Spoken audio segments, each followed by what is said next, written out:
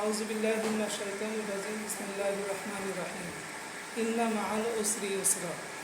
আলহামদুলিল্লাহ, যাবতীয় প্রশংসা সেই মহান রব্বুল আলামিনের দরবারে, যেই আল্লাহ তাআলার অশেষ মেহেরবানিতে এই বাংলাদেশের সর্বশ্রেষ্ঠ একটা প্রতিষ্ঠান এনপিএল এর মাধ্যমে আমাকে সম্পৃক্ত হওয়ার সুযোগ দান করেছেন। এই জন্য আল্লাহর কাছে শুকরিয়া সবাই বলি আলহামদুলিল্লাহ। আলহামদুলিল্লাহ। এবং এই প্ল্যাটফর্মে আমরা সবাই একত্রিত হতে পেরেছি, এর জন্য আমরা সবাই আবার বলি আলহামদুলিল্লাহ। আলহামদুলিল্লাহ।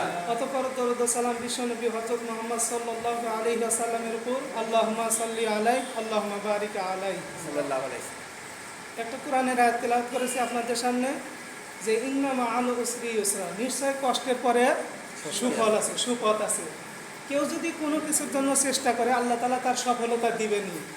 আমার আপনার তকদির আল্লাহ তাআলা লিখে রেখেছে, এটা আমার আপনাকে এটা লিখে বলে দেওয়া হয় নাই যে আপনার লিমিট কতটুকু, কিন্তু আপনার চেষ্টাটা আল্লাহ তাআলা দেখছে। আপনি চেষ্টা করতে করতে আপনার যেখানে শেষ ওই জায়গায় আল্লাহ তাআলা হয়তো আপনার সফলতা দিবেন। তো আমরা ইনশাল্লাহ চেষ্টা করব এই এনপিএল থেকে যেন আমাদের যে কর্মস্থল যেখানে আমাদের যাওয়ার ইচ্ছা, আল্লাহ তাআলা যেন আমাদের সবাইকে ওই আকাঙ্ক্ষা পূরণ করার তৌফিক দান করেন। সবাই বলি আমিন।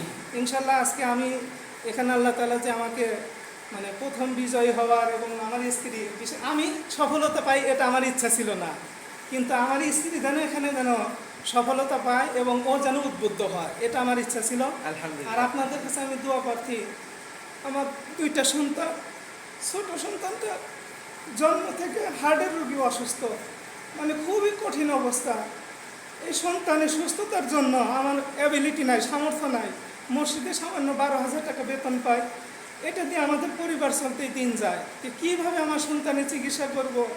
এই জন্য এই আমার চাচার কথায় উদ্বুদ্ধ হয়ে স্যারদের অনুপ্রেরণায় আমি এই প্ল্যাটফর্মে এসেছি। আল্লাহ তাআলা যেন আমার দুজনের প্রচেষ্টায় যেন আমার সন্তানকে যেন চিকিৎসা করতে পারি, এই দোয়াটা সবাই করবে। এই বলে আমার অভিব্যক্তি শেষ করছি। আসসালামু আলাইকুম।